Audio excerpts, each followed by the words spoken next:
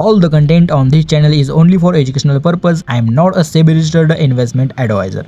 तर नमस्कार भावांनो, स्वागत आहे तुमचं आपल्या ट्रेडिंग टॅलेंटच्या डे 13 मध्ये. म्हणजेच आज दिवस 13 आहे आणि आजच्या दिवशी प्रॉफिट झालाय का लॉस झाला हे तुम्हाला या व्हिडिओमध्ये पूर्ण कळणारच आहे. पण जर तुम्ही नवीन असाल तर मी तुम्हाला सांगतो, या ट्रेडिंग चॅलेंज मध्ये मी दररोज जे काही ट्रेड घेतो ते सर्व काही तुमच्यासोबत शेअर करतो. ट्रेड का घेतला, एंट्री कुठे केली, एक्झिट कुठे केलं, अनालिसिस काय होतं, सर्व काही मी तुमच्यासोबत शेअर करतो. ठीक आहे. त्यामुळे जर तुम्ही नवीन असाल तर व्हिडिओला एक लाईक करा आणि या चॅनलला सबस्क्राईब करून ठेवा, कारण गरजेचं आहे भाई. तुमच्याच कामी येणार काही विषय नाही.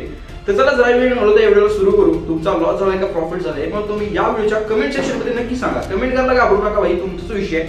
तर चला चालू करूया.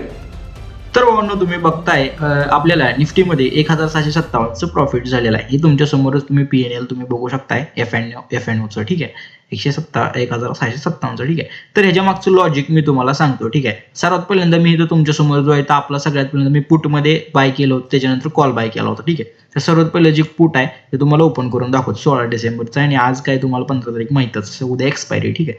तर मी पहिल्यांदा ह्याला ओपन करतो. हे ओपनच आहे ऑलरेडी. ठीक आहे. सो मी याला आता इथून क्लोज करतो आणि ही बघू शकताय. सगळ्यात पर्यंत तुम्ही बघा, पहिला जो आपला पुट होता त्याच्यामध्ये आपण 12 पॉईंट कॅप्चर केलो, 873चं प्रॉफिट काढलो. दुसऱ्या ह्याच्यामध्ये सुद्धा जो काय ते आपण 10 पॉईंट कॅप्चर केलो, 783चं प्रॉफिट काढलेलो. ठीक आहे. It's okay. एक लॉटने आपण रेट घेतलो होतो त्यामुळे एवढंच आहे. It's okay. तेवढे पॉईंट सुद्धा लय झाले.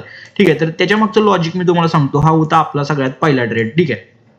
तर ह्याच्या मागे विषय असा होता की बघू शकता मार्केट जे आहे पुटला घेतला आपण बिकॉज मार्केट जे आहे ते पूर्णपणे पहिल्यांदा गॅप डाऊन ओपन झालेलं. ठीक आहे. मार्केट गॅप डाऊन ओपन होऊन वरी गेलं.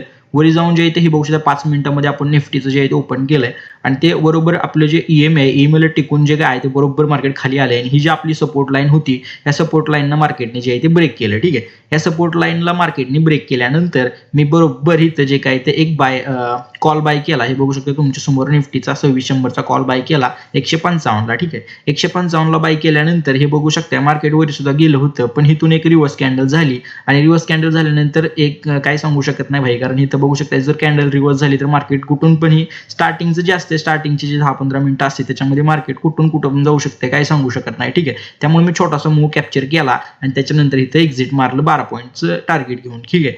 इथं एक्झिट मारल्यानंतर बघू शकता ही जे इथे कालचा लो होता, म्हणजे काल जिथं मार्केट क्लोज झालं तिथं होतं हे मार्केट जिथं क्लोज झाले ती एक सपोर्ट होता. ठीक आहे.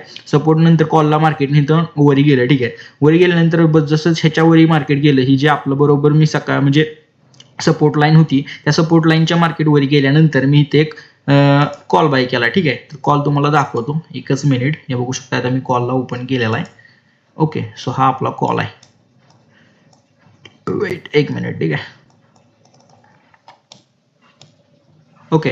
देन तुम्ही बघू शकताय बरोबर मी इथं जे मार्केट जे आहे ते 5 मिनिटाची ही इकडं निफ्टी 5 मिनिटामध्येच आपलं ओपन असते आणि इकडे 1 मिनिटाचं ओपन असते. ठीक आहे. लगेच आपण जे आहे ते स्कॅल्प करतो आणि विषय क्लोज करून टाकतो. सो इथं बरोबर हे जे आहे ते गॅप ब्रेकआउट झाला. हा म्हणजे ही जी आपला सपोर्ट रेजिस्टन्स आहे तोडला. ही तोडल्यानंतर बरोबर एक पुल बॅक घेतला आणि पुल बॅक घेतल्यानंतर ह्या कॅन्डलला जे काही ते मी इथं एंट्री टाकली. बघू शकता इथे या पुल बॅकला मी इथे एंट्री टाकली. जेव्हा जे आपलं बुलिश कॅन्डल झाली एक आणि त्याच्यानंतर आपली जी ईएमए आहे, ईएमएला क्रॉस केलं मार्केटने, लगेच मी इथं एक एंट्री घेतली. एंट्री घेऊन हे बघू शकताय 5 पॉईंटचा स्टॉप लॉस ठेवला आणि 12 पॉईंटचं टार्गेट ठेवलं. त्याच्यानंतर बरोबर मी टायमाला जे ते मार्केट इथं गेल्यानंतर एक्झिट केलं. कारण विषय कसा होता, इथं जर मी थांबलो असतो तर इथं ट्रेंड लाईन पण होती. ही बघू शकता ही वरची, सॉरी ट्रेंड लाईन म्हणतो, ईएमए होता. ईएमएचा सपोर्ट घेऊन मार्केट रिव्हर्स सुद्धा झाला असतं. ठीक आहे. कारण मार्केट पहिलंच तर इथं बघू शकताय तुम्ही मागची जी आठवडा होता वीक पूर्ण म्हणजे डाऊन मध्ये मार्केट चालू होतं. ठीक आहे. सेलिंग चालू होती पूर्ण. ओके. सो काही होऊ शकत होतं, त्यामुळे मी आपले 12 पॉईंट कॅप्चर केले, रिस्क रिवॉर्ड फॉलो केला आणि जे काय ते इथं एक्झिट केलं. ठीक आहे. बरोबर ह्या पॉईंटला तिथून मार्केट थोडं खाली सुद्धा आलं. तो आपलं म्हणजे नशीबच म्हणा की मी इथे एक्झिट केलं. ठीक आहे. नाही तर खाली इथे एक्झिट केलं असतं. तर जाऊ दे. त्याच्यानंतर मार्केट वरीच गेलं. हे बघू शकता अशा पद्धतीनं. आणि त्याच्यानंतर आणखीन इथं येऊन आणखीन एकदा सुद्धा आपला कॉलचा एक ट्रेड होऊ शकतोय, पण आपण काही घेणार नाही कारण आपला जो आहे तो टायमिंग संपलेला आहे. तुम्ही इथं बघू शकता 11 वाजून गेलेले आहेत आणि डेट वगैरे काय तुम्ही सगळी इथं बघू शकताय. ठीक आहे. मंडे 12 डिसेंबर 11 वाजून 10 मिनिटं.